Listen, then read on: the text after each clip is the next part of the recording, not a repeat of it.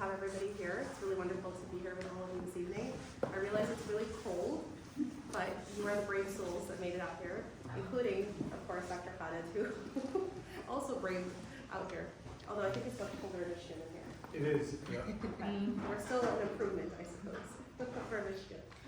All right, welcome everybody. We're going to have today really more of an open conversation related to the topic of Islamophobia. And I want to give Dr. Khaled a wonderful, thanks for being here. I really appreciate your presence here. And also for everybody who's here, there's a number of different folks. So thanks to the Abbasi program in Islamic Studies for co-hosting this. Also the students from my class, the Psychology of Xenophobia, 86Q. We're excited to have you guys here as well. And then everybody else who's joining us. We're really excited to have a little bit of dialogue and discussion and then open it up for all of you to join in the conversation as well.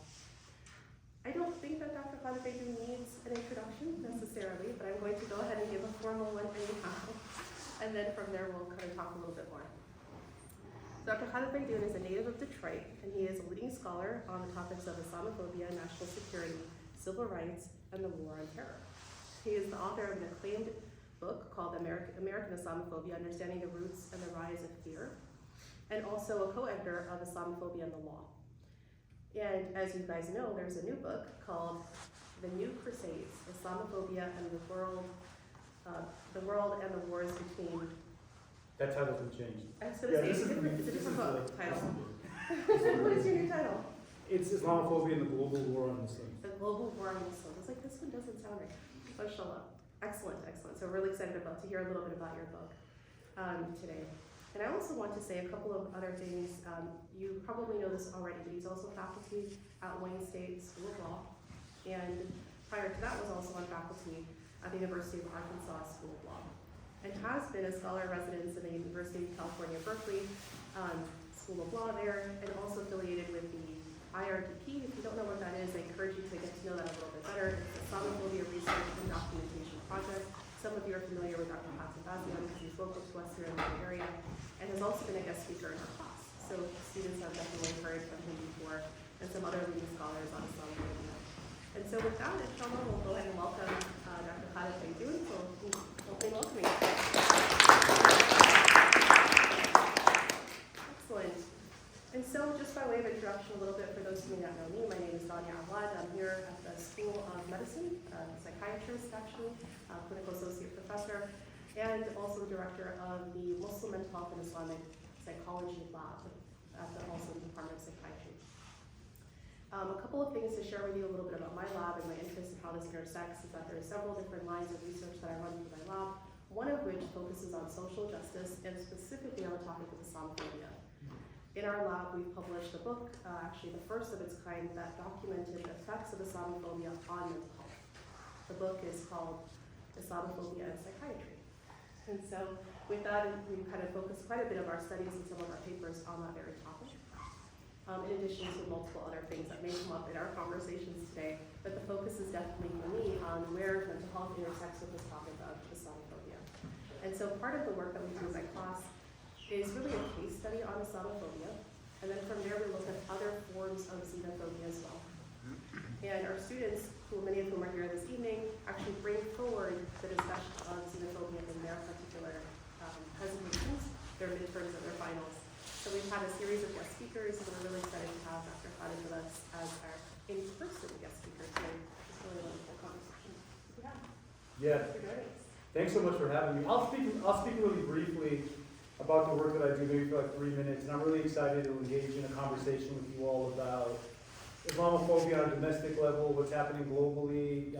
Critical race theory is the sort of discipline that I write in. Anything that is germane to these issues and also issues that are sort of tangential, I'm happy to discuss. But just a bit about me that I'll talk about. So I've been writing on this issue for roughly 2 decades now. I entered legal academia, and specifically critical race theory, at a time when there was little analysis and little scholarly production on the racialization of Muslims, even though you all clearly know in the last 20 years the state has racialized and demonized Muslims in very poignant and very nefarious ways. So my objective when I came out of specifically law school was to fill that intellectual void. And after practicing law for roughly 9 years, wanting to sort of give face to the experience of Muslim Americans from a Muslim American perspective in a way that was bereft from the legal literature for a long time. And in addition to that, I'll just say really briefly, and we can address it more during the Q&A. I think for me, what drew me to legal academia was to try to write in a way that was not confined to the academic context. I was really drawn by heroes of mine who were ardent public intellectuals and were really keen and intentional in making their work accessible to not only general audiences but specifically communities that were being accosted and targeted by what was happening by the state. Largely because that was the community that I came from. I grew up on the west side of Detroit, right outside of Dearborn, from a single parent working class family. I was the first member of my family to go to college and then professional school. And what made me want to write these books is I was realizing living at home that nobody that I knew and loved knew what it was I was writing about or what I was doing when I was writing these academic journals. So for me, it was sort of like an aha moment during the rise of Trump to kind of move away from academic writing and write in ways that were more conversant and resonant with indigent, working class, immigrant Muslim communities who were very much at the front line of the war on terror domestically. And obviously since then, my work has taken me transnationally. And I still think of myself as a scholar activist, which for many, fancy pants academics think that's an oxymoron. But I take great pride in that title. And I try to be on the ground and on the front line of these issues as best I can to sort of fuse the world of academia and what's happening on the ground. So I'll shut up and stop there, and I'm really excited to be in conversation with all you guys. Super appreciate that. Resonated so much with the concept of scholar activist, absolutely. My students, especially those who've been interns in my lab, know that we always talk about this idea that research shouldn't die in a dark corner somewhere. It really needs to be taken from the lab or from the academic writing, from the journal writing, and be able to translate it over into actually affect change fully and totally. I think this is a real goal. It sounds like it's part of your goal as well. Mm-hmm. It's really great to hear. Excellent. Well, with that, I think if we could just take a couple of minutes before we open up to tell us a little bit about your new book. I think there's a lot of interest, specifically in its title, if you can speak to that, and then of course its content. Yeah. So this book was spawned by me touring and talking about the first book, which was tied to the American, experience and how Islamophobia was being, expanded, in the imminent sort of aftermath of the post 9/11 terror attacks, but even more from a protracted fashion when it was being adapted and expanded by the Obama administration and then obviously the Trump administration. So as I was talking and touring the book and speaking on issues tied to Islamophobia, places like social media, writing in the popular mainstream media, I was going to places around the world, Europe and Africa, the Middle East, and I was realizing that the American war on terror, I knew it was, but I was realizing that what was happening in terms of American policy was being exported into countries and contexts abroad.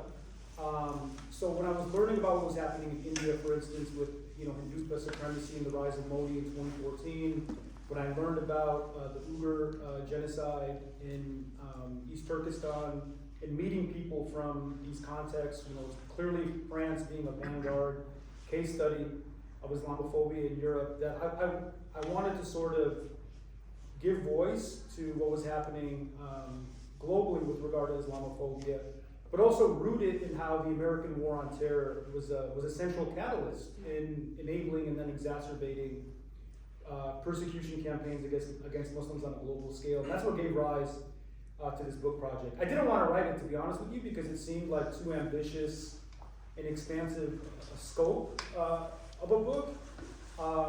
But the publishers pushed me, and then again, meeting these different communities, trying to sort of piece together these distinct Muslim experiences that were taking place transnationally is what pushed me to finally write this book. Definitely, and I'm curious about the title specifically.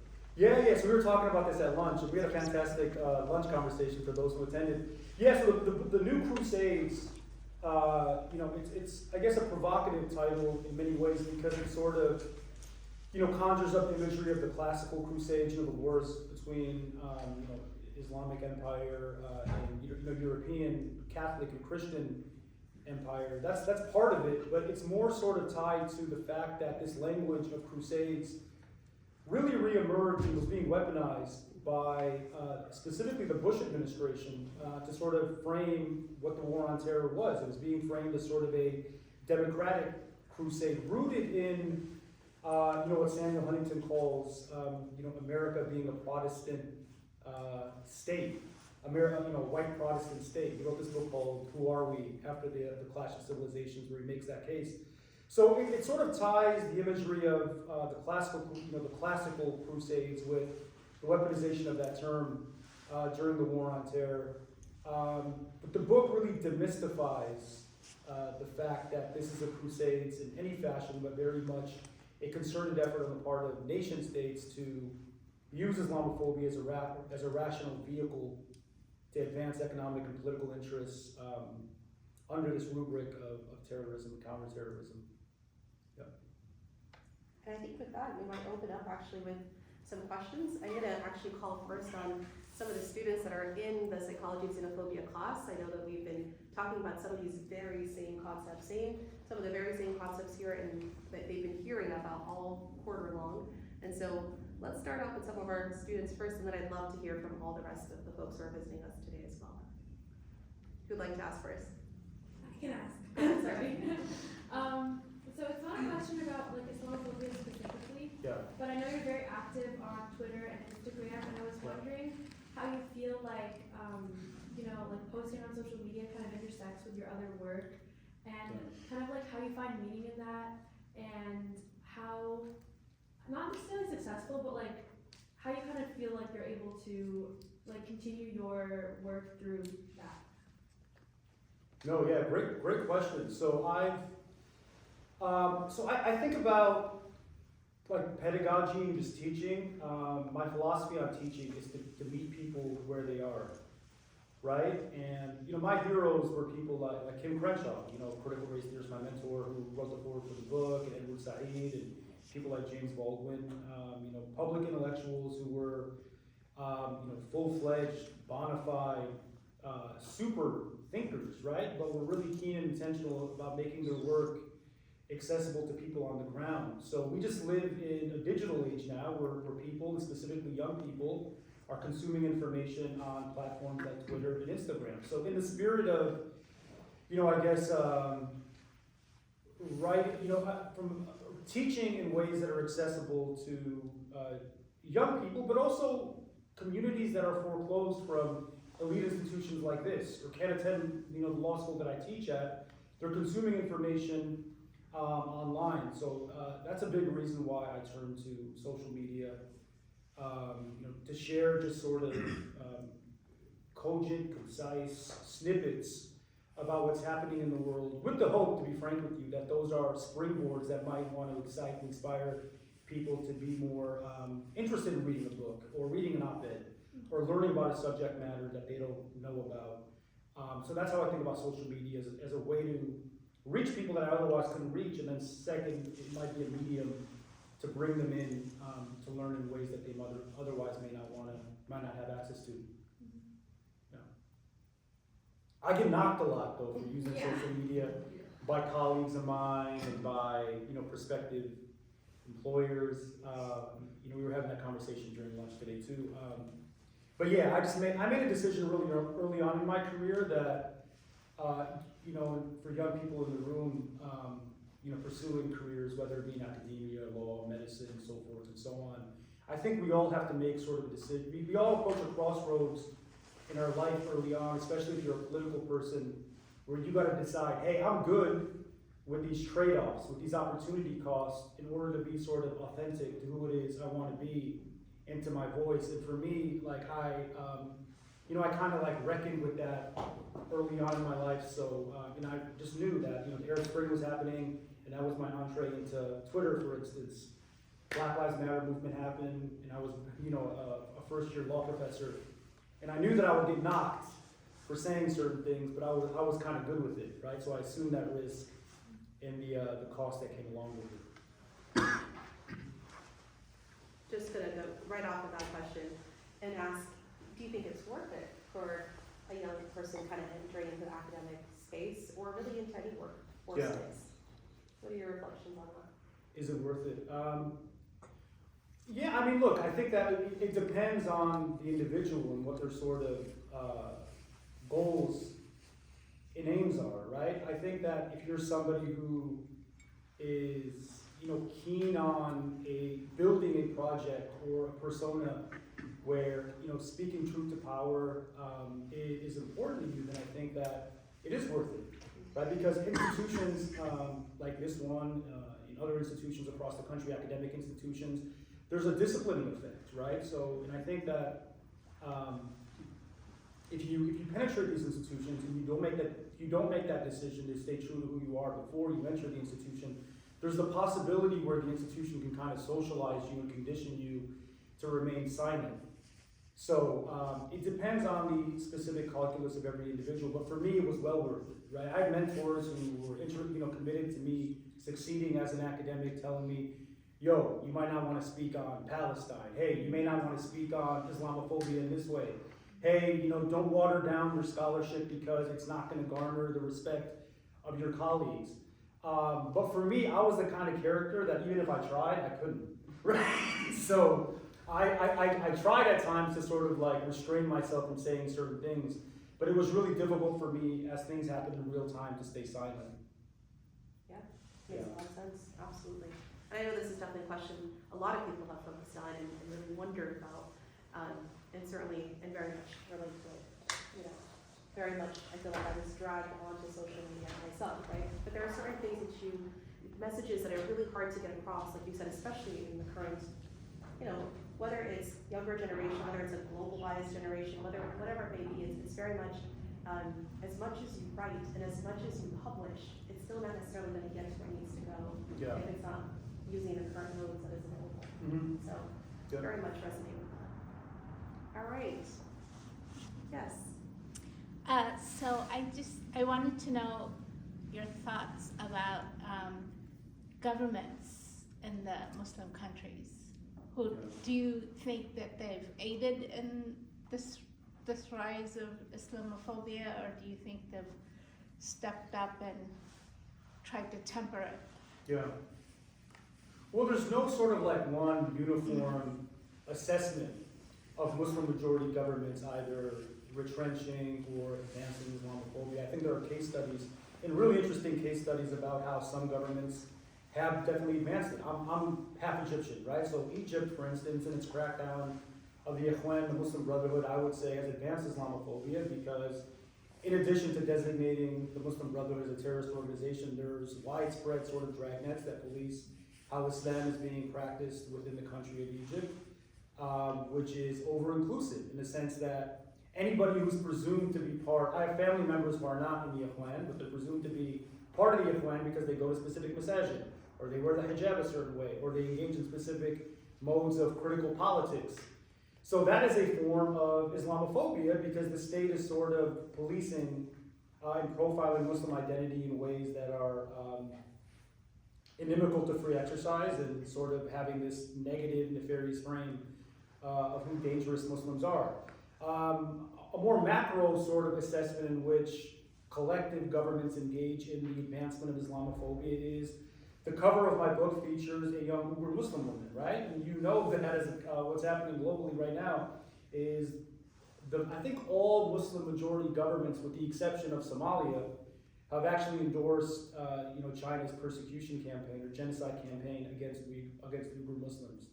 So in that respect, that's a case study about how Muslim majority governments are complicit in one of the more pernicious Islamophobia case studies because they don't want to take off China because China is advancing their economic and political interests and incentives. So Muslims and Muslim governments or even Muslim individuals are not sort of excluded from advancing Islamophobia as a broader project. And we see that happening here in the States, right, with the native informant sort of industry complex, individuals sort of being tokenized by the state to advance programs like counter-radicalization, and that'd be a micro sort of illustration of how states engage in a more macro embodiment of advancing Islamophobia.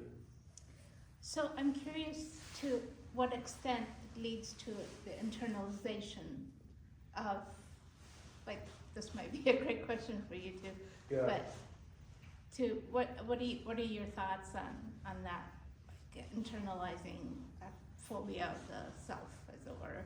Yeah. Yeah, so I wrote this article a couple of years ago. It's an academic piece called Acting Muslim. Does people know any psychologist, Irving Goffman?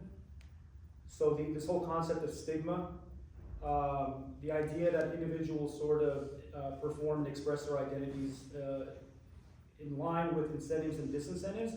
So the war on terror sort of created this sort of context where specific performances of Muslim identity are associated with terrorism or being anti-patriotic. So there was a strong incentive for Muslims to sort of disengage or divest from critical politics, not speaking on specific issues like Palestine, for instance, right? Or, being critical of wars in Afghanistan or Iraq. The reciprocal of that would be the incentives to wave American flags, to sort of anglicize your name.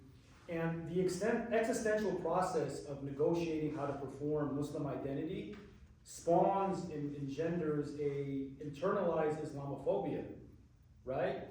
That you think, and it's more acute for specific segments of our community, right? I mean, Muslim women, for instance, express their religiosity more conspicuously, generally speaking, than Muslim men. So one might argue that the compromises for them are more acute.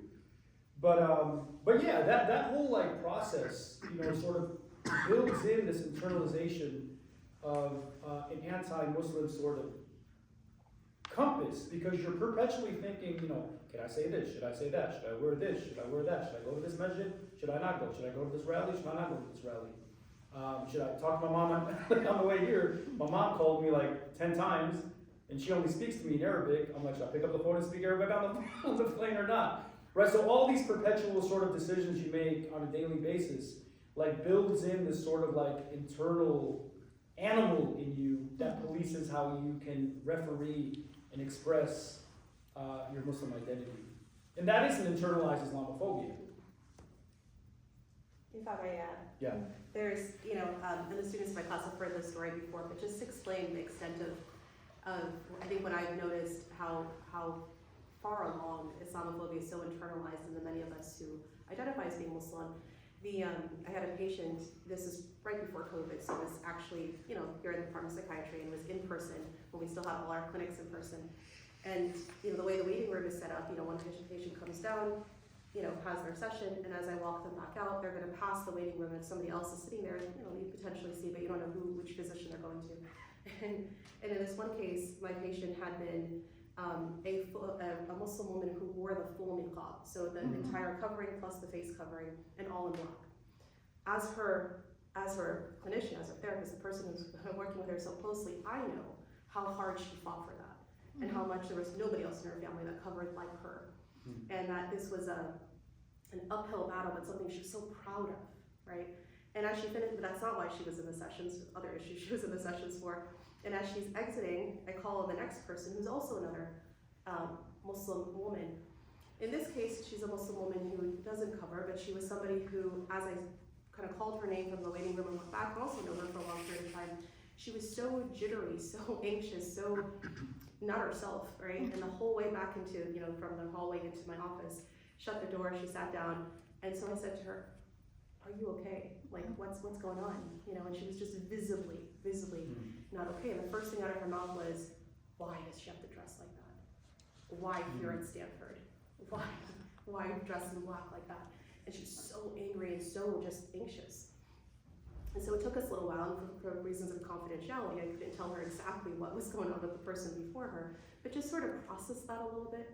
And through the processing part of this session, after some time, and she kind of went through all of the reasons as to why she was so upset with the way this other woman was dressed. She finally just sat back in her chair like this and she said, "Oh, the media has really done a number on me too." Right?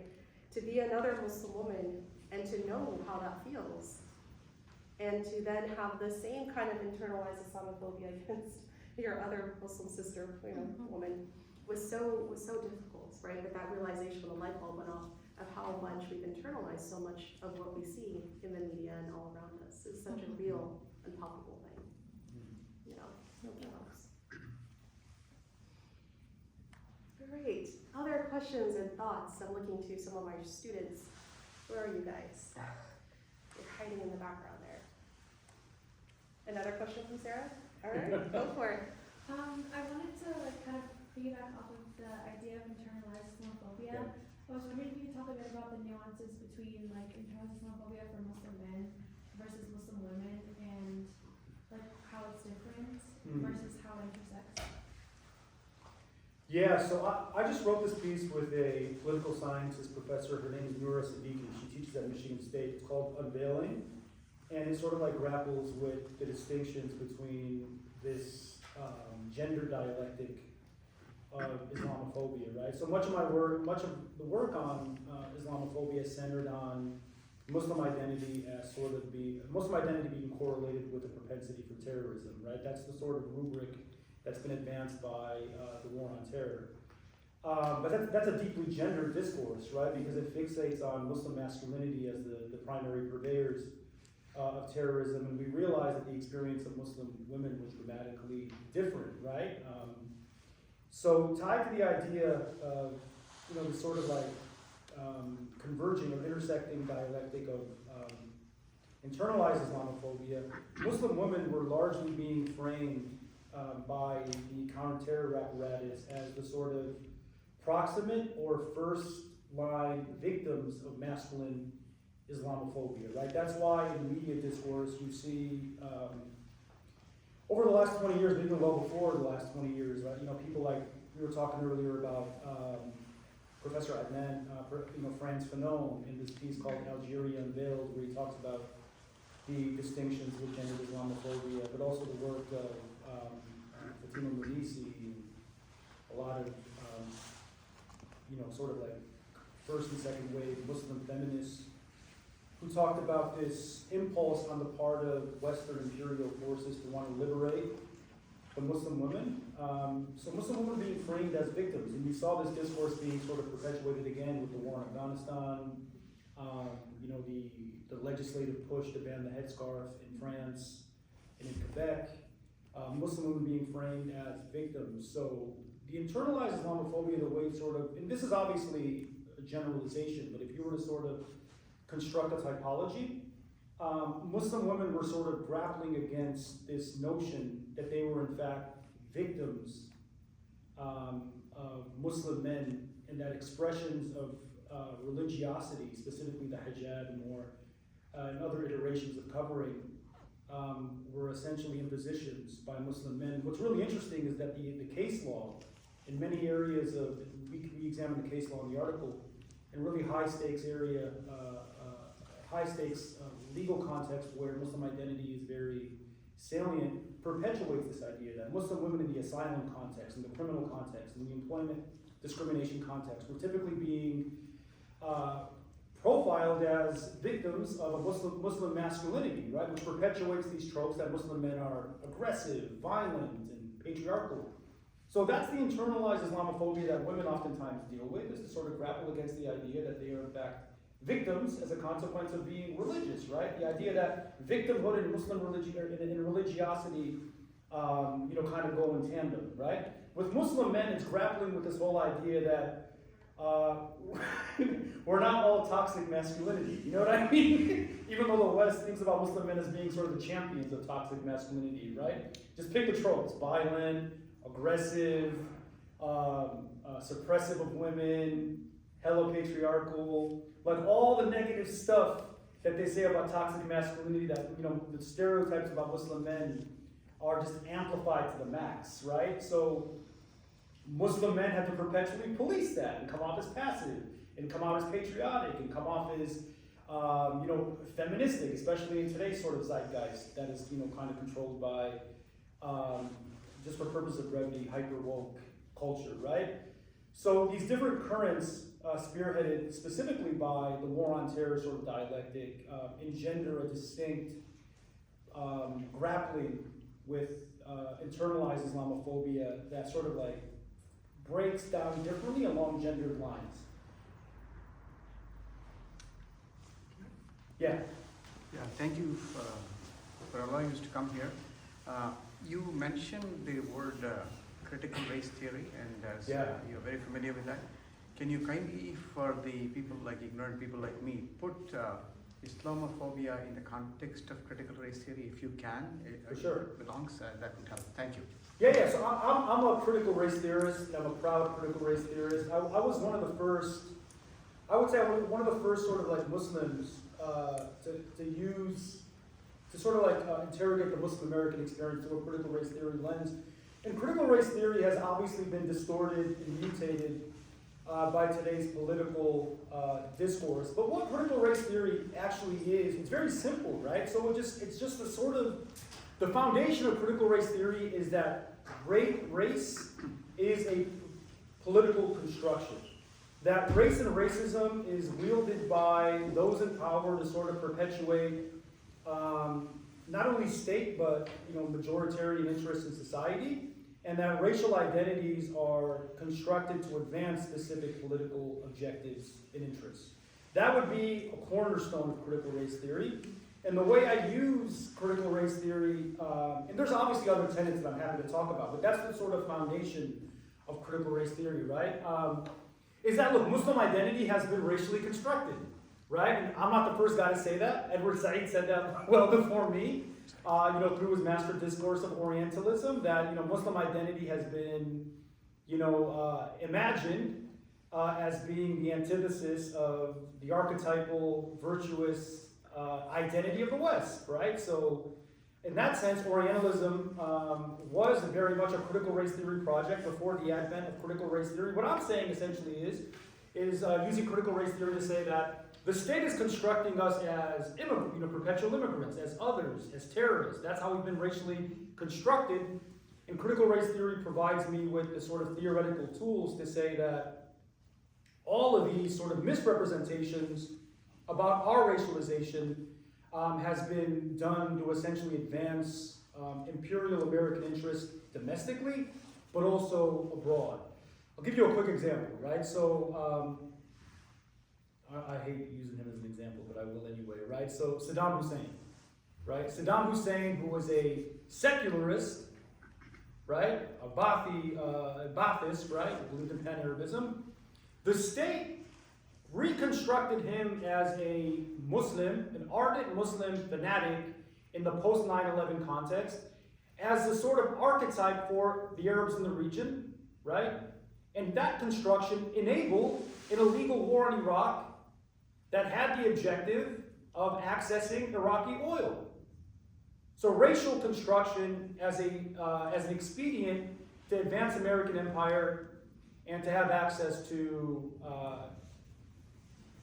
really coveted natural resources, but also to expand the American sphere of influence in that region, then obviously divide and conquer. And that's what's happened to Iraq. That's all critical race theory is, right? To say that racial identity is constructed to advance state and state interests. Yeah, not all the stuff they lie and say about in the media. It doesn't mean anti-white. It doesn't mean anti-God and anti-religion. Maybe it's been disfigured to mean that by those who don't know what it is, but that's not what it is. I have a question just sort of about, Dr. Rania, the example you gave reminded me a lot that like the war on terror is a war that has like actual ramifications, right? It's not just sort of this concept, like of course it has, like it's a war abroad, but also here in the US against Muslim identifying people.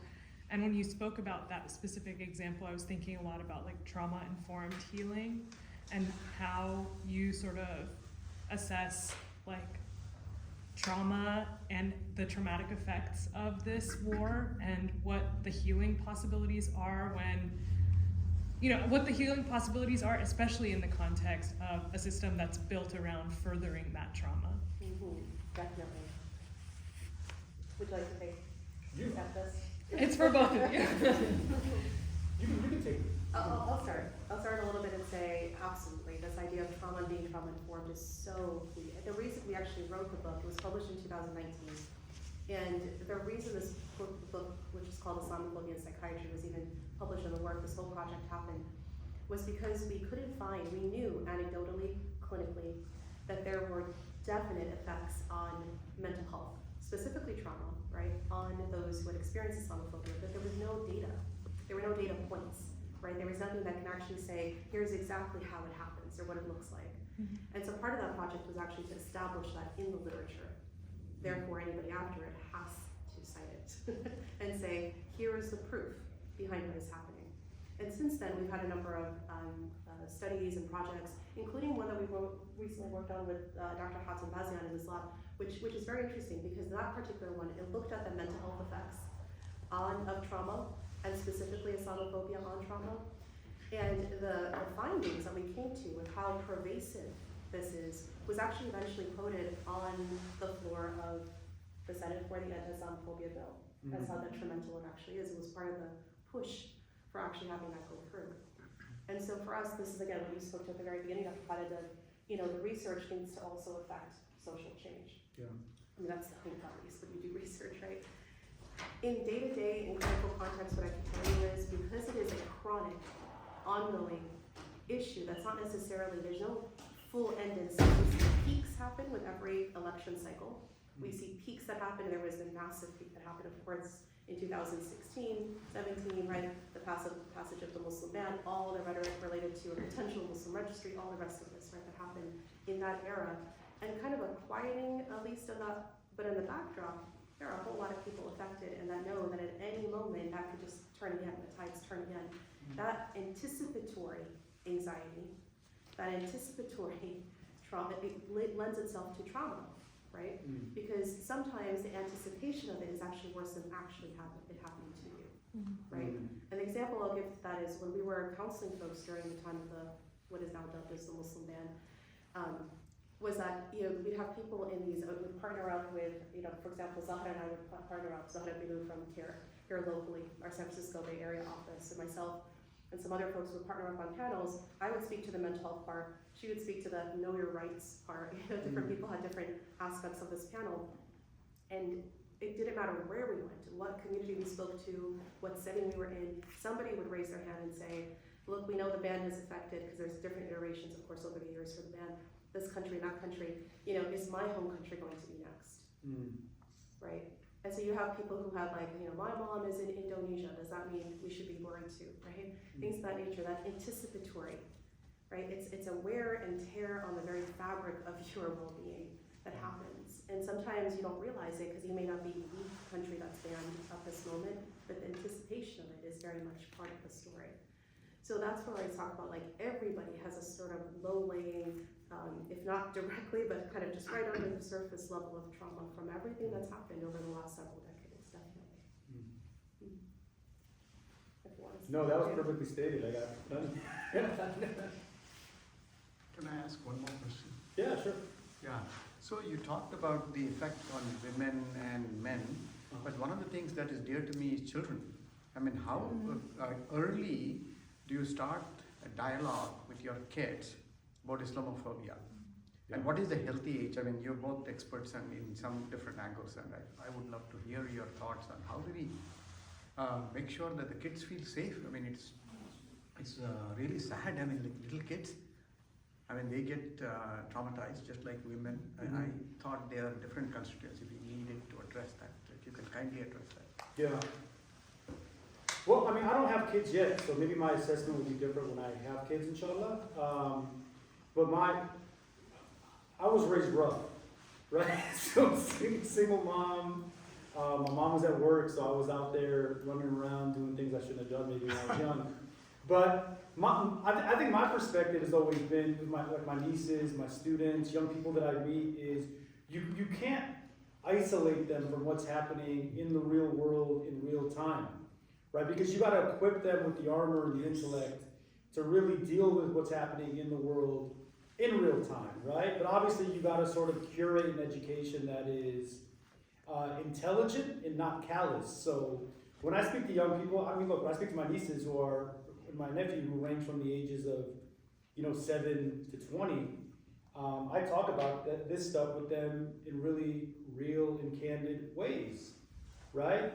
Especially because, like, my young nieces wear hijab, for instance, right? One of my nieces, when Trump was elected, was really struggling with wearing hijab and was considering taking it off for reasons of fear, for reasons of not fitting in, and she was going off to college, not being close to home. So in order to have educated conversations about issues like that, you have to be honest about the threats that exist out in the real world. So I think it's important to be honest and sort of candid with these issues, and not sort of silo your young people from what's happening in the world. I like to teach in anecdotes, so I'm going to share an anecdote if that helps. I do have kids, and so as a parent, I can tell you when I read the studies, one of the most recent studies on children who have experienced Islamophobia, the rates is 50%. And so when I, as a parent, send my kid out there into the world knowing that it's a 50-50 chance that they're going to experience something that based on their identity, whatever it is, it might be their name, it might be the way they're dressed, it might be the lunch they take to school, whatever it is, that kind of identifies them as being different and potentially Muslim, that that 50-50 chance, as a parent, I can tell you that's heavy, right? And it does affect how it is that we kind of parent. An example that I give to you is some years ago, my daughter who's now a teenager and has decided to wear hijab on her own accord, which is I'm very proud of her and it's a great thing. Prior to that, when she was a little bit younger, I was scrolling through, and those of you who are familiar with Ibtihaj Muhammad, Yeah. of course, I hope everybody here should be. Who is Ibtihaj Muhammad? Come on, guys. The fencer. Yes. An Olympian. Mashallah. Took home, it was the bronze medal for the U.S. She was the first woman to wear hijab on behalf of the United States in the Olympics and brought home a medal, right? So an Olympian. Amazing. Beautiful soul. Amazing person. The company Mattel that makes the Barbie dolls decided to make an Ibtihaj Muhammad Barbie doll in her image. And she comes with the fencing outfit and she comes with her other passion, which is fashion design. So her fashion design outfit. The reason I share this story is when this first announcement first came, I was scrolling through and the picture showed up as, a hijab wearing Barbie doll, essentially, right? And I looked closer and it was Ibtihaj and I thought, oh my goodness. I mean, I was like, it's like such a milestone for an American Muslim. It was just like, oh my goodness. My daughter comes running over to see what I'm so excited about. And she leans over my shoulder and she looks at what I'm looking at. And she says, Mom, is that real? And I say to her, yes. She's like, that's not fake, that's real. I said, yes, it's a real thing. And she's a real person. We're all excited. And I'll tell you a quick backstory as to why we were so excited. I don't remember the story at all, but my mom tells me that when I was a little kid, that with my Barbie dolls playing, that one day she walked into my room and all my Barbie dolls had been lined up and they all had makeshift fashioned, like out of tissue hijabs. And she was like, what do you do? What's going on? I apparently said, I don't remember this, I apparently said something to the effect of like, if they're gonna be in my room, they're gonna look like me. And so to see this years later as an actual Barbie doll that wears hijab was such a big milestone. Now, I'm scrolling to see the comments, and you guys know how the comments are, the trolls, right? In the comment section, some people are celebrating, they're very excited. But some people, right, are very angry at Mattel. And they're really upset at the fact that Mattel decided to, put forward a hijab-wearing Barbie doll. And then somebody posts a picture, and it's a picture of a Barbie with a hijab. I wish I could show this image, with a hijab and a block eye, right, and all disheveled. And it said something to the effect right under the caption. It said, if Mattel wants to continue making hijab-wearing Barbie dolls, this is what they should look like. Because this is actually the image of a Muslim woman. And in that moment, my daughter, remember, she's about 10, so she's looking over my shoulder in this story. And so I did that, that quick second parent thing where you don't know exactly what to do, and I went, I pulled the phone away. And she went, what is it? And I had a decision to make right in that moment. Do I bust her bubble of safety and innocence and explain to her that this is what you're going to face as somebody who wants to wear hijab out in the world? Or do I show her the picture and explain to her at 10 what she's likely about to face? And that split-second decision, you might want to know what I did. I moved the phone. I wasn't ready at 10.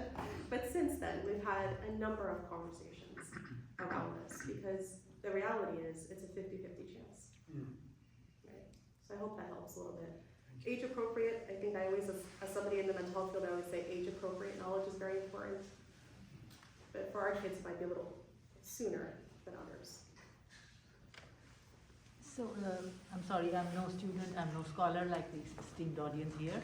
Just a layperson who was interested in as a Muslim, I really feel for Islam being absolutely misrepresented as being, as you said, anarchist and terrorist and angry and violent. Is Islamophobia here to stay? Will it ever be dissipated? Will it ever become better? Or just we have to keep dealing with it generation after generation? Because now I feel, it was after 9/11, I grew up as a Muslim, not in here, but even in my country now, it's become so divisive. So I want to know, maybe for my generations ahead, is it ever going to be dissipated? Is it ever going to become better? I don't see it because the blacks have not become better, the lives of any marginalized area of population has not become better. So are we going to suffer this throughout? Yeah, so I think another central critical race theory tenet that I agree with is that racism and other forms of bigotry sort of adapt to prevailing times and prevailing sort of political norms and interests and waves. So Islamophobia has been a part of an American experience even before the sort of advent of the United States as a sovereign nation. It had a different name, right? I mean, Orientalism existed for a long time. It was sort of, exported from Europe into the American experience. And then post 9/11, Islamophobia, which is the modern iteration of Orientalism, amplified and intensified considerably as a consequence of the new state objective of demonizing Muslims to advance interests here in the States, but interests abroad. I think that what's going to happen moving ahead is, look, whether we like it or not, Muslims are always going to sort of like rank or occupy a space of liminality or otherness here in the United States, where the state is going to sort of like orient them as a primary villain or a secondary villain. Pre 9/11, Muslims were a sort of secondary suspected group that elevated as the primary one as a consequence of what happened after 9/11. And even though right now in the United States it's kind of a bit of a standstill as to what's going to happen with the war on terror globally, war on terror moving ahead, it just takes one more attack.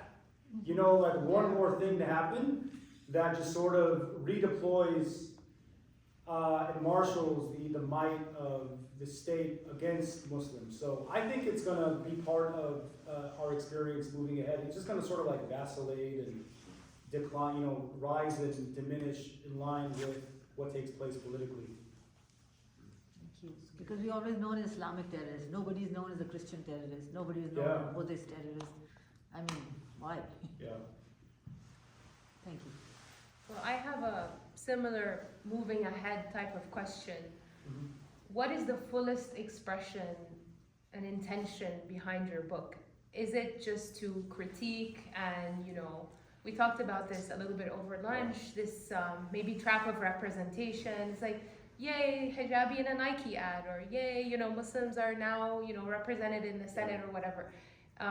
How can we go beyond this trap of representation and, just be part of this kind of identity, politicking, recognition, and just how can Muslims kind of transcend this double consciousness bind of always having to react? How can we act? How can we have agency that kind of transcends 20 years plus? I would argue, it's a century-long process of orientalization, exoticization, otherization. But let's say 20 years since 9/11. Isn't it time now to kind of take on this more proactive? Is that something that you talk about or, you know, touch upon in the book or maybe in your own work? Oh, for sure, yeah. I think for me, like, I was never cool with just being, you know, at the table. Right. You know, I was never cool with like, hey, I'm Muslim, I'm Arab, I'm here. Like, we got one of us at this law school. You know, Yeah. we've made it. Mhm. Like, that's never been my objective, and that wasn't my impetus for like becoming a lawyer or a law professor or whatever it is that I do. So the book's fundamental. Look, there was this quote that I was a bad kid. I wasn't a good student, right? So I failed freshman year of high school.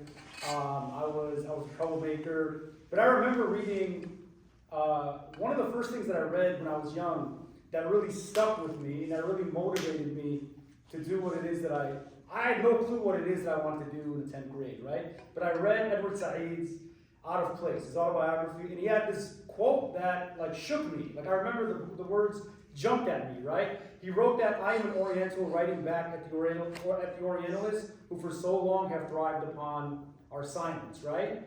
And I didn't know what that meant exactly, but I knew that it meant something like every time I turned on the television and somebody was talking about Muslims, somebody was talking about Arab, somebody was talking about Islam, it was never people who looked like us. Right? It was always like these white dudes who went to fancy schools, you know, wearing clothes that nobody I knew wore, right? And I was like, there's something wrong with this picture, right? Like, I know a bunch of smart Arab, a lot of smart Muslim scholars. Why aren't they picked to talk about what's happening in the Arab world or the Middle East or with Islam? Why is it folks who had an invested interest in demonizing us and perpetuating the skewed portrait of who Muslims were? So when I got my act together, that quote like really stuck with me and wanted to be part of a broader sort of movement that gave voice to who we are in an expansive, rich, heterogeneous way within halls of power that mattered, whether it was government, whether it was academia, whether it was media, whether it's social media, you know? So this book sort of like follows in that spirit to say that the war on terror is morally, legally bankrupt, right? Its primary objective is to demonize in the interest of advancing empire, right? Not only American empire, but these sort of like, you know, fractured, parasitic forms of empire that are taking place across the world, right? So the book gives voice to victims of Islamophobia in places like China, in Sweden, in France, in Canada, in India, in Kashmir, in Myanmar, right? It's a mosaic of voices that otherwise wouldn't be heard unless a book like this exists, or books like this exist. So that is the primary objective and sort of motive of this book. Look, I spent 3 years of my life, man, and this book wasn't easy to write in many ways. Traveling, setting up interviews, talking to folks that I met through Twitter. Some of these people are in prison, like in India, for instance, right? I'm arrested in India right now. Like, I can't go to India because there's a warrant for my arrest. My Twitter has been blacked out in India. So if that's happening to me, what's happening to Indian Muslims on the ground as activists, right? So this book is trying to provide a platform for people who are otherwise criminalized for what they say, so their voice and their sort of lived experience can be extended to readers around the world, inshallah. So I don't know what that is. Like, I think for me, I always jack up this quote from Chinua Achebe, you know, the Nigerian author who wrote Things Fall Apart, which is one of my favorite books. Something like the idea that the glory of the hunt will always reflect the interests of the hunter unless the lions become historians. Something along those lines, right? So we have to become historians and write our own stories and produce our own narratives in ways that are not only countering and critiquing hegemonic stories, but are shifting the paradigm, you know? So I'm not sure when that's going to happen, but inshallah it happens one day. I had a question. So I had just had some questions. I think the first sentence about the scope of the book. Did you have a time or a moment where you were interviewing or researching a certain country and you realized that critical race theory is not really applicable in this setting? Yeah. Or you are pretty sure that it was kind of really working in every setting that you research? And the second question is, what do you think the causality in different countries that the rise of Islamophobia has given to the floor? I think the United States is obviously 9/11, but is 9/11 was a causality for other reasons? And the third question is more personal. I mean, there are different shapes and forms of Islamophobia, and I guess in an institution such as Stanford, it's really not visible to really pinpoint it, but you really feel the density of Islamophobia in some rooms. How do you really navigate? How Muslims should be navigating that in that setting? So Yeah, those are really, really hard questions. I'll try to answer the second and then maybe work my way to the first and the third. So the second is really interesting, right? Because once you sort of examine Islamophobia from a nation-state societal context to the next, it really sort of mutates in line with the history of that country, the demographics, but also the form of government, right? So I would say this. I would say the war on terror is a sort of common thread or denominator that shapes how Islamophobia unfolds and is unleashed across national context, because it provides a sort of policing framework and a lexicon that states have adopted, right? They all call Muslims terrorists, for instance, right? They all use the same sort of profiling in policing programs. But for purposes of brevity, I can write a whole paper on this if you'd like, but I wrote a book on it actually.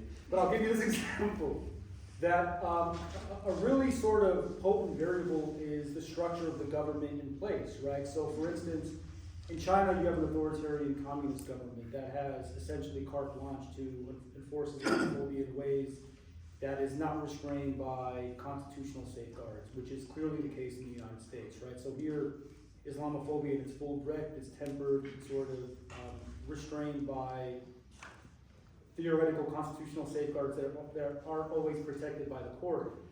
So authoritarianism, I would say, projects the most frightening forms of Islamophobia, and we see that in real time with what's happening in East Turkestan with the network of concentration camps, for instance, right?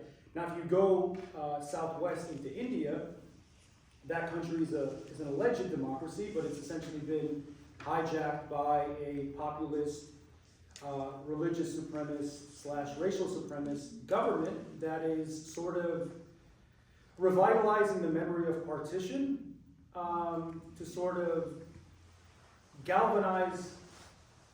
mobilize Islamophobia in ways that are rooted in a real sort of collective memory of Hindus in that country to want to project Hindutva identity in ways that are supremacist, and supremacy is deflected in very nefarious forms of violence against Muslims, both from a state structural level. We see that through laws like the Citizenship Amendment Act and the registry that Modi has announced. And now Modi is building this network of concentration camps in Assam, for instance, which are analogous to what we see in China. But also mob violence, right? And also headscarf bans that are being enforced in places like Karnataka in India. But that is produced by a racial / religious populism that is enabled by democracy, because that's what people want in that country, right? I'll give you what I think is what concerns me the most is European expressions of Islamophobia that are driven by secularism in places like France, right? And secularism not like we have here in the United States, because in France there's no free exercise of religion, right? So they enshrine secularism, which enables policing of religion, and specifically policing of Islam as being inimical to French identity. Now we're seeing that in Sweden with the rise of the Sweden Democrats, right? So the structure of government, societal political currents, history, in addition to other variables, shape the way Islamophobia is sort of shaped and then inflicted from the state and societal actors across countries. I'm sorry for that being long, and if I don't get to the first and third question, I'll say really briefly to the third question. It's hard, right? Because in institutions, Islamophobia, I'll just say this just really briefly, right? I think that to me, the most sort of disciplining face of Islamophobia, especially at elite institutions, is how it's sort of callously connected to Israel and Palestine, right? To crack down on dissident voices that want to speak up on Palestine. That sort of stands as, and it's not even directly connected to Islamophobia, to be honest with you, but it's sort of wielded intentionally on the part of gatekeepers within institutions to silence Muslims who are oftentimes presumed to be anti-Semitic just as a consequence of being Muslim. And I think that's intentional, to be honest with you. Right? That's an intentional sort of disfigurement of Islamophobia to crack down on specific modes of resistance and dissent, to discipline people to not speak on specific issues because there are real professional costs when it comes to speaking on those issues. I got a lot more to say, but I'm going to shut up because I'm more interested in hearing what you guys are thinking. Just a question about factual news. So, I mean, in this day and age, you read one news broadcast and it's completely opposite from what you read the other day. My question is just pretty simple: is where do you guys get your news from that is non-biased and authentic and, you know, something that we could read and actually believe? Yeah. So I get my sports news on ESPN. Dr. Rania, feel free to chime in. I try to read like a bit of everything, to be honest with you. No, I try to read independent news. I mean, for me, I think that there are like specific figures that I follow closely on social media who are independent journalists that I really respect, and that's one outcome of digital media that has been great. Is you can listen to on the ground independent journalism that projects an unfiltered sort of assessment of what's happening globally. But I'll read the CBC. I'll still read the BBC. I'll try to read journalism. I'll try to read like Arabic newspapers on issues that are tied to the Arab world. But I'll also read American press. I think New York Times and Washington Post is good on a specific set of issues and bad on another set of issues. You just have to sort of like intelligently, navigate based on subject matter. I would say the same. Yeah. I just have a comment. Islamophobia is, I'm not a student, I'm like her, just Muslim, and my identity is very strong, and I grew up with the very Sufi flavor in both my parents' sides of the families, and I saw Islam in practice, like the mannerism. And when I came 40 plus years back to this country, what I missed was, that adab, the Muslim mannerism is gone. And Islamophobia is a discussion here in America and in Western world. But when I go visit my own country, there's such a poor example of Islam that I don't feel proud as a Muslim to say that, no, they're wrong. This is what Islam is. It's nowhere to be seen in our countries. We are all, and we can't blame it on the West. I think it's the bad leaders or this love for westernization, this, the education that was taken over by the imperialists or colonists. It has like diluted the pride in our religion. And so, how do we tackle that? Like, how can I tell the West that, here in this country, this is what the face of Islam is? Nowhere in the world do you see that. Yeah. So it's I think, easier to criticize them, but where are our leaders? Where are our scholars who are strong enough to speak up? We are so weak that, everyone is taking advantage of us. So how do we address that challenge? Dr. Adnan wants to say something. Sorry? Adnan? Well, not in response, I had a question. Oh, a question? Okay. But if you guys want to respond, go ahead. Yeah, I mean, the first thing that I thought of is really ourselves. I don't know Yeah, that exactly. I spend a lot of time thinking about other places and other governments and other institutions and I really think about ourselves, because your question is, how do we best explain to those around us? And it's us, it's our Absolutely, own role modeling of what this faith is, and what this, Muslims will say very commonly that Islam is a way of life, and if it is, it shows up in everything we do, where we go, where we say what we do, what we don't say, what we eat, what we don't eat, everything we do. is connected to that. And so that's really what I think is mostly. I don't think I spend a lot of mind space thinking about and worrying about what I can't enact change on, but that which I can. And I hope that helps. I mean, I'll say this really briefly, right? I think that it's important for Muslim Americans to sort of speak on issues that aren't only Muslim specific issues, right? And confine ourselves to sort of silos or just constituencies that are sort of like our base audiences, and speak on concerns and issues that, you know, impact and relate to the American experience at large, right? And so that speak to the sort of like transnational contemporary human experience at large. I think that I'll say generally one thing that I often think about is that we're living in a very dangerous time because you know, popular discourses on this issue, but also issues of broad human concern, are bereft of like genuine public intellectualism, right?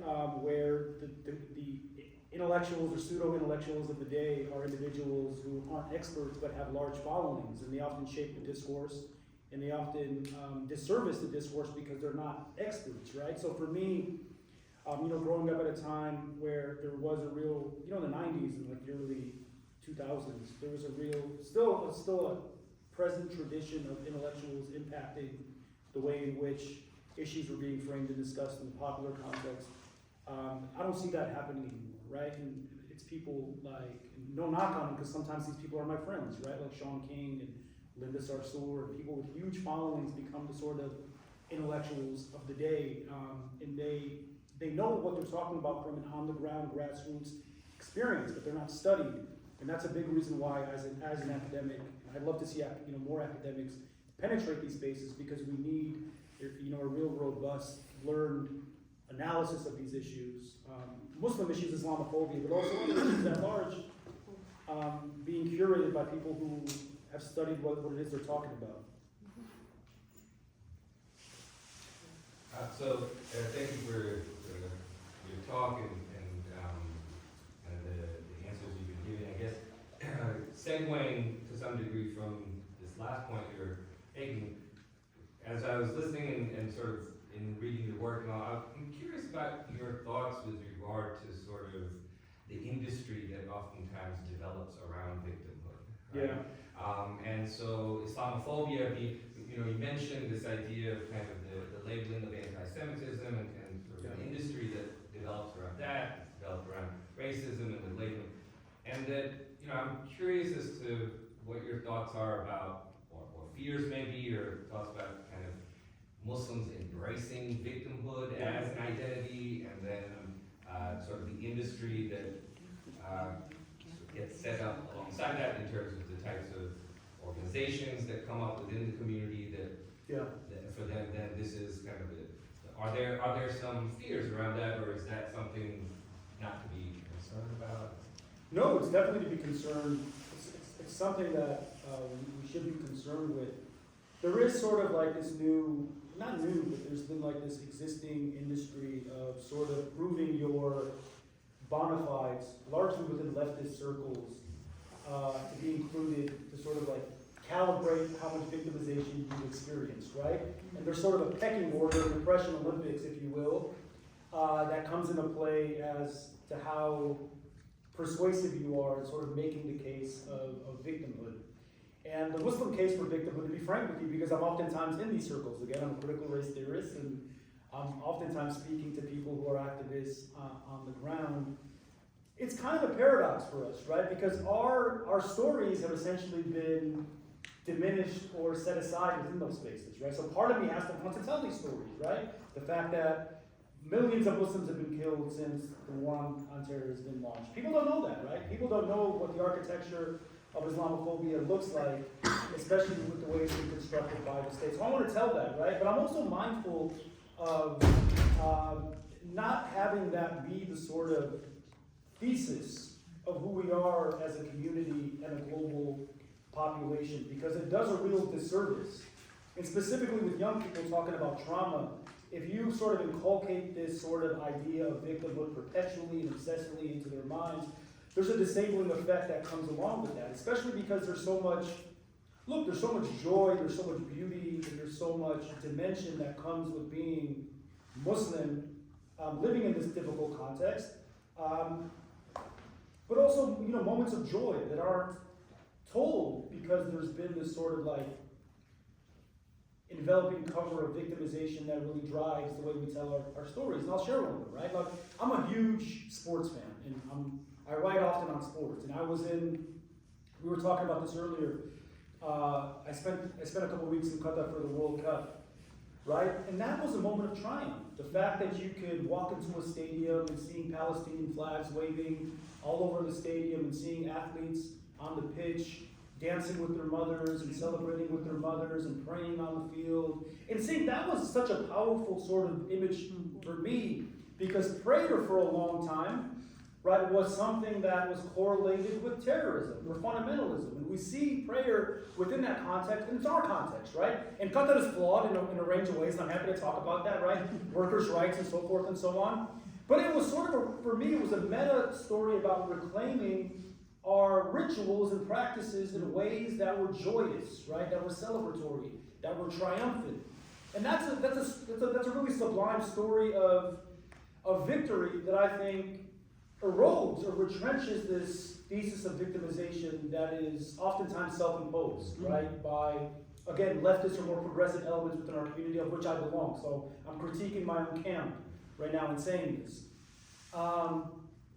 But I think that the way you sort of contend with victimization being the sort of marrow of the story is to embrace nuance, right? It doesn't have to be a binary. It doesn't have to be victimization or oppressor. It doesn't have to be good or bad. It doesn't have to be black or white. The real beauty and truth of who we are as a people exists in these really challenging gray areas. And we have to be comfortable with nuance in ways that says, hey, some of us, victimization is part of our story, but so is the fact that we live in a country where we have the free exercise of religion clause that we should sort of wield, right? We have the establishment clause that says the state is engaging in, unconstitutional activity when it's castigating our religion. Because our victimization, when we make it a comparative assessment, and I really realized this when writing this book, is we got it good here. Right? I mean, if you want to see Islamophobia in its most nefarious sense, go to Kashmir, go to India, go to China, right? So I think and that's why a transnational prism is so useful, because it helps us realize that as much as we think we're victims here, we're really privileged in ways that we have to be mindful of in order to tell the stories of people who can't speak. Can I share an anecdote? Yeah. Teaching anecdotes. Totally. And when you travel is really when you start to understand what exactly Islamophobia really is, honestly. As much as we think, as you said, that we have it bad here, and there are obviously cases in which it is terrible. The last year we were traveling in our travel with two of my kids, and heading into, we got rerouted, and so we ended up in France. The airport in France, just the airport. So we decided to, find one of those gates that has nobody in it. Totally empty, totally open, nobody's around. And it was time for prayer. And so we decided we're gonna do, prayer one by one, right? It's just myself and two kids, and so we're gonna be a little safe. And so first kid gets up, prays, next kid gets up, prays, that's my turn. Guy coming from like way over there, other end of the gate, like nothing to do with us. As he approaches, I'm kind of like, if somebody approaches you, you're not quite sure what's going to happen. So I sort of wait to see like what he's saying. He comes forward and he goes, English or French? I say English, right? And he says, you can't pray here. I say, it's not your gate. he says, the prayer is a private thing. You need to do this privately, not publicly. This is a disgrace. He goes on and on. And I'm like the whole spiel related to how I can't and shouldn't be praying in public. He was an official? He was an airport official? The thing is, just regular dude. Oh. Regular French guy. Oh. Heavy French accent. Oh. And nothing to do with the airport. Just a regular dude like me, traveling through the airport. Right? And, and so I say to him, no, I'm just, let me be, kind of thing. And so he says, I'm going to go call the police. I say, go for it. Right? And he heads off, and I go, Allahu Akbar. I start praying. my kids are a little ruffled by this, right? Are standing behind me, poor kids. When I finished prayer, I could see they're both standing guard. And I overhear the conversation this guy has with the security, right? He's pointing at them, he's going on and on in French, you know. And the kids tell me that essentially what they all do is they just sort of shake their head and they say, like, she can do whatever she wants, right? So when he comes back, he's very angry, right? And I'd finished prayer at this point, and he said, I told the police, and I said, okay. And he goes, and they're gonna come, and I said, okay. And then I found myself saying, forgetting where I was momentarily, going, it's a free country. I'm in France, not the U.S. And so in that moment, it was just like that catalyst moment where we were like, oh wow, there are differences, right? Yeah. And so he goes off, he sits off in a corner, and starts videotaping me praying and all kinds of jazz. And then when he approaches again, because the police never come, right? And so when he approaches again, my goal was to say to him, if you do not leave me alone, you will be, then the next part, I was about to teach the Xenophobia class for the next, last year's class. I was like, you will be content for my class. So he just stormed off, really upset. But it's a really real thing, and I wonder, like, had I been a man, would he have done that? Had I not been alone, or just, just with kids, had he done that? Would he have the gall to say this to anybody or any, if there was a lot of people around? I mean, there's a lot of questions to this. And certainly safety is part of the story, right? Having your smarts about you, also knowing where you're at in time, but just the reality of what this all means on a day-to-day basis. Not trying to be the victim, but realizing that at times you will be victimized, right? That's part of the story. I know you talked a little bit about the racialization of Islam in the U.S. Yeah. And I guess one thing that I wanted to talk more about was what your thoughts are on the census and being more inclusive. Yeah. And I know that, for example, I know Swana, the Muslim world's larger than Swana, but Swana, having this whole debate and controversy with having it represented in the census. What are your thoughts on Islam and that being in that as well? Yeah. So Swana is the alternative to MENA. Yeah. Right, and MENA is the Middle Eastern, North African identity. I actually worked with the census in the MENA classification from 2014. And it wasn't that good. and MENA is actually making a comeback, right? We talked about this during lunch. And it's making a comeback for really interesting reasons that I'm happy to talk about if you guys want to take a conversation in that direction. So Swana, I'm really unfamiliar with Swana up until a couple of weeks ago. I know Southwest Asia and North Africa. Yeah, I mean, look, the reality is that all racial classifications, African, black was constructed as an expedient to sort of reduce a whole diverse network of African people into chattel property, right? Whiteness was constructed to sort of cement the identity of Americanness really early on in a very sort of narrow white Anglo-Saxon Protestant construction. Asian American, all these other identities that have been pieced together by the state over the course of the years have been problematic in a range of ways because they reduce really heterogeneous peoples into flat monoliths. But there's utility in these classifications that we can't ignore. So I was, for instance, I was a proponent of MENA because I thought it was really important for, I'm just going to say, it's probably, the terms are obviously riddled with problems, but Middle Eastern and North African people to divest from whiteness for a range of reasons, especially in the post 9/11 context, because that didn't reflect our true lived political reality. And obviously we were being excluded from a range of coveted programs like research and statistical data and consideration for admissions and employment, and also to enable employment discrimination cases, a range of benefits that come from it. So for me, whether it's Swana or MENA, there are benefits and cons to each one. But I think it's important to sort of assert some form of identity that removes the experience of this rich and eclectic array of populations from these regions to stand up and say, we're different, we're not white. Our experience, and look, if you want me to be white, send me my privilege in the mail, I'm waiting for it, right? But it hasn't come yet. So we need an identity that enables us to sort of distinguish ourselves politically and legally in ways that position us better on the educational, political, legal front. But with that said, there's real perils associated with both identities as well.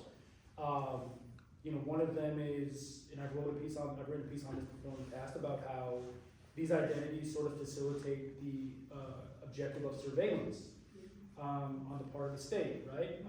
So I'm mindful of that as well. So if they pick one, that's cool, whether it's Swan or Mena, I'd be happy with it.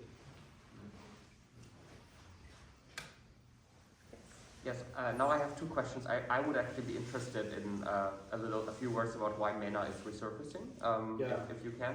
And then I have a second question that has nothing really to do with that question, so maybe I put that on hold for now. But I don't know if other people would be interested in that. So MENA resurfaced, right? So it was kind of like picking up momentum. 2015, 2016, it seemed that the Census Bureau and the Office of Management and Business really was pushing for it internally, but then it was knocked down by the legislature because it has to go through that process. It resurfaced recently. People know who Derek Bell is. Derek Bell is a pioneer of critical race theory. He wrote this really important article called Brown versus Board of Education, the very landmark constitutional law case which does away with Pleasant versus Ferguson, separate but equal, and the interest convergence theory. So it's the idea that the state will only enable racial progress when it sort of aligns with the interests of the majority. And I think now that there's a vested interest in MENA for two reasons. Number one,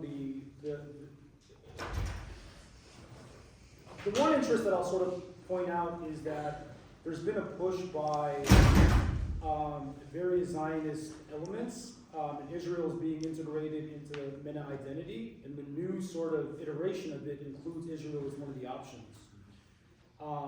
So to sort of position Israeli identity, specifically Ashkenazi identity, because Jewish identity and Israeli identity is multi-layered, it's multi-ethnic, right? But it's gate-kept and steered by the Ashkenazi sort of face of the state.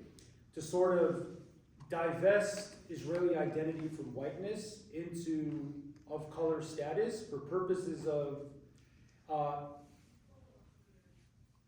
recreating the history of Israel as a European settler colonial outpost and positioning Jewish identity here in the States as an identity of color.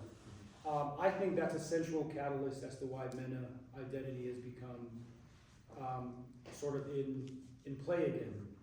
Amongst other reasons, but that's the focal one. Yeah, thank you. I'm probably going to get canceled for saying that, but I've gotten canceled like a couple of times.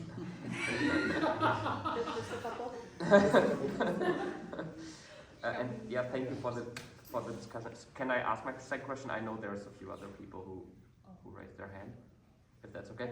I just wondered about the status of the cultural sector in your work. And you said you call yourself an activist, understand yourself an activist, and I'm working on museums of Islamic art myself, and Islamophobia has become such a kind of driving motor in a way for a lot of kind of new installations, new narratives, and then there's a lot of critique about this because I think it was Jessica Winegar who wrote about Californian arts events after 9/11 as kind of in this liberal good intent. Fueling into the kind of same binary of that the war on terror kind of established. I think that's kind of the this kind of dialectic of the war on terror. And I wondered about what critiques are fair in a way, and how you look at the cultural sector when it comes to the arts, countering Islamophobia, and what forms you see there. Is that a place for a public understanding of the gray zones that you mentioned? Seems to be hard in museums. It's my experience to really talk about nuance there. But yeah, I'm just kind of curious about your view on that. Yeah. No, so the arts, especially media, capaciously framed in this instance, is very potent and powerful as being a driver of combating Islamophobia, television, film. I'll give some examples, right? So I think that shows like Mo by the comedian are really powerful because they sort of complicate the Muslim American experience in really rich ways, right?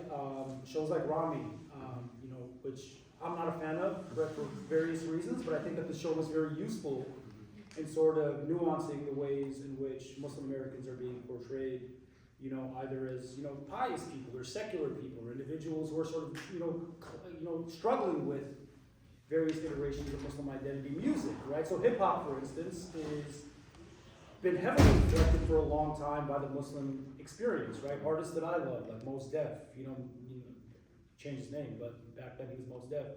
People like Lupe Fiasco, even before then, artists like Busta Rhymes and Public Enemy were impacted by the Nation of Islam and, Five Percenters, different sort of, Islamic oriented movements. So what's really interesting about music specifically is that the Black Muslim experience has driven and really shaped a really critical and resistant iteration or narrative of Muslim identity that oftentimes is relegated as a consequence of anti-Black racism within Muslim spaces. But I can go on and say much more about that, right? But I think that, a lot of folks just aren't inclined to reading books and aren't inclined towards listening to boring academics like me. But they are inclined to watch television, listen to music, and watch film. And I've definitely seen progress in these spheres in ways that are really heartening. Well, with that, I'm gonna, since we're kind of coming back down to our last 2 minutes, if I may, I think I'll take the last question, if that's all right. I feel so bad. What is the essence? We've all tied into what I'm going to say. Okay. Well, I wanted to ask about how we should kind of react to this in terms of when we were talking about shaping, being role models for people versus is that something we should try to be the face of Islam, or isn't that also we talked about that in class, how that's also very stressful. You're carrying. Yeah. Is that your advice to young Muslims, is trying to be the face of Islam and counteract this, or is there another way to kind of small scale change attitude? Okay, I'm going to take that question and I'm going to tie it into my final remark here, and we'll see if Dr. Khaled can. And I'm happy to stay after to field questions. Yeah, good idea. We all know, or many of us know you're an Islamist scholar here, you teach Islam to a lot of students here. Can you tie in how your faith motivates your work as well, and what you do and how you approach everything? Are you asking me? Yeah, when you tie in the closing remarks, I don't know, could you talk a little bit about that as well? We're just gonna roll it all together and do a snowball. give him the snow that's on the mountains here. We might as well use the snowball. Okay. Absolutely, and I think my question for you is we're going to try to capture all of these things maybe together in your closing. To help it notice your shirt. Yeah. And you spoke about the World Cup earlier. I'm glad it came up. Because I was saying, if it doesn't come up, we're going to have to bring this up. But I've been curious about I'll tell you from my class, one of the things I told our students right as we started class, which was right at the tail end of the World Cup, which is that I've been watching very closely, not so much that I'm a soccer fan necessarily. It's a great sport. I prefer basketball personally, but really, was really for me was the story of Islamophobia. Was understanding and looking at it from here we are in a Muslim majority country of Qatar, and what is the media portraying? Yeah. What are the positives and what are the negatives, and how much of it outweighs the other? Right, and then of course the story of Morocco really Moroccan team propelled this whole story even further up. And it's been fascinating for me, and I'm curious about your thoughts on it, and what you were seeing in the World Cup in terms of coverage, in terms of that which made mainstream coverage, and that which really only was mentioned in more social media outlets. And then maybe we can tie in kind of how our work and how to move forward with all of this. Yeah, so I'm a huge football fan. I hate calling it soccer because it's so sacrilege. And I like it more than basketball because I'm short, and basketball was never an option. I gravitated towards boxing and football. No, but when I was here and I was really getting excited about the World Cup for a range of reasons, right? I mean, my favorite teams, Egypt didn't make it, but like Senegal and Morocco. And I love the French team, even though French Islamophobia, but all the players are African Muslim. If they make the goal, they're French, and if they don't, they're suddenly African, Exactly. right? Yep. So, But when the World Cup was starting, there was like this, it felt like this concerted push by Western media outlets of real importance, right? Like newspapers and television stations of record, to categorically demonize Qatar, to attempt to strip them of this tournament, right? That they shouldn't hold this tournament because of human rights and migrant workers' rights standards, because this is an authoritarian government, because this is a part of the world that is dangerous. You know, people were saying this, and pundits were saying this, and specifically England, France, and the United States. But for me, because I come out of writing this book and studying China specifically, nobody was saying that when China was hosting the Olympics in Beijing, right? There was a concerted movement to boycott the Olympics in China on grounds of what was happening to Uyghur Muslims in that country. And look, some of these grievances against these governments is legitimate, Qatar included, right? And then when Russia held the World Cup, right, you can make the same indictments and allegations of Qatar that could have been made against Russia 4 years earlier, but there was no concerted effort on the part of Western governments to strip Russia of the World Cup. So to me, that story of Islamophobia, and also anti-Arab sentiment, which is obviously part of Islamophobia, was really driving this chorus of slander coming from the West against the World Cup in Qatar. That really drove me to want to write more critically about it, and then go there and be there on the ground, which was one of the more beautiful experiences of my life, to be honest with you, to be there on the ground for a range of reasons, in Morocco obviously, but also the celebration of Palestinian identity at a time when waving a Palestinian flag had become a criminal act within the state of Israel. This was happening in real time while this was taking place in the country of Qatar. And to see, Arab and Muslims and people from across the world, like joining together for this love for football was a beautiful experience that really conflicted with the Western media coverage that was coming from the likes of BBC, New York Times, Le Monde, and so forth and so on. And that's what really pushed me to want to write about it. And then I wrote about it in the popular press. And I'm actually writing my next book on football, politics, in religion. And there you go. so inshallah that'll come out before the next World Cup. Then we know who's going to be asked in the comment. But if I can answer your question really quickly, right? I think that should we become representatives of Islam and of Muslims globally? I think that that's one of the real burdens of Islamophobia, is that we all oftentimes become sort of emblems of this faith, and specifically Muslim women who wear the hijab, right? But that's one of the sort of unfair outcomes of Islamophobia, is it sort of like strips us from being our true selves, right? Some of us want to be activists, some of us don't want to be activists, and that's fine, right? Some of us struggle with our religion. Some of us, it comes to us more naturally for a range of reasons, right? And it sort of strips us from being complex, fluid individuals in ways that whiteness enables individuals who hold that identity, right? So I would say no, you shouldn't strive to become a representative of an entire faith group, because you're setting yourself up to fail, right? You should really struggle and strive to be who you are authentically, but being mindful of these sort of like tentacles and stimuli that position these sort of responsibilities upon you. Absolutely, beautifully said.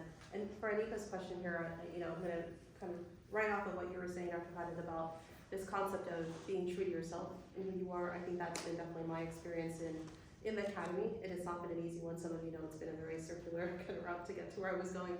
And in many cases in my story, because I was not necessarily planning to go into the story of mental health at all. In fact, speaking of internalized issues, for me was an internalized stigma against mental health, but that's a different discussion for a different day. And really finding and coming to a place of understanding that as Muslims, we hold this incredible heritage related to mental health. Incredible. I mean, the book we're currently writing a lot is on the Muslim institutions and hospitals and merit stands that had the mental health wards, the first in human civilization to create hospitals that had psychiatric sections or wards within their hospital systems, was the Muslim civilization. There's a reason behind that. It's not random and it's not coincidence. And it's really fascinating, actually. And anyway, long story short, for me, recognizing that my own heritage, recognizing and rewriting, I have this, my hashtags, if you will, are, rewrite the narrative, reclaim the heritage, right? And make sure you're writing for yourself about yourself, but you're true to yourself.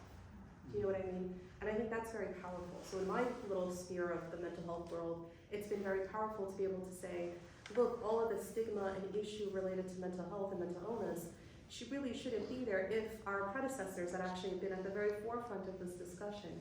Where did we go wrong? And a lot of it is the isms. Colonialism, nationalism, all kinds of isms that came into the story that didn't actually belong to us. The heritage we had was much more holistic in its understanding.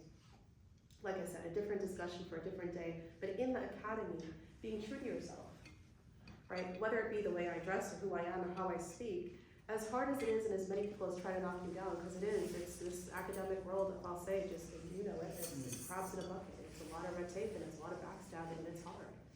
So it's not for the faint of heart, but it's definitely one that requires you to be true to yourself if it is you're trying to, in fact, write about your own people for yourself. If that makes sense. So I hope that gives some inspiration out there. And certainly it sounds like we've been on a similar path in different ways that have intersected in this discussion of Islamophobia. And so I hope it's been a fruitful conversation. I really appreciate it, learned a lot. I look forward to reading the book and encourage all of you to take a look, definitely, and to actually purchase the book. I think it's a wonderful experience, and it looks like it may make our reading for our psychology and xenophobia class here at Stanford. So I should plug in that America's bought $500 worth of this book, which is going to be stocked at Markaz, so you could pick up a copy from there inshallah when it comes out. So. And I got 2 copies that I can potentially sell.